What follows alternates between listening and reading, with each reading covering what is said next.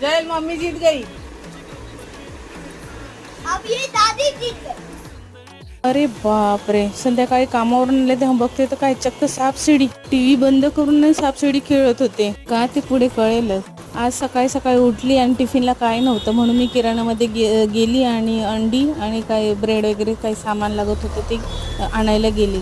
खाली वातावरण बघते ते इतकं छान झाले, ढगाळ वातावरण, पाऊस येणार होता आणि गार वारा सुटला होता. खूप भारी वाटत होतं बघून.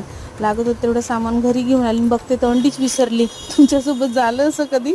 मी परत जाऊन आणि ते अंडी घेऊन आली आणि टिफिनला काहीच नव्हतं. गहू दिले दळायला तर गेली तर तिथे बंद होतं म्हणून आज मी ब्रेड घेऊन आले. ब्रेडचं आणि त्याला अंडं किंवा आमलेट टाकून देईल मी त्याला डब्याला, जसं विचार केला होता.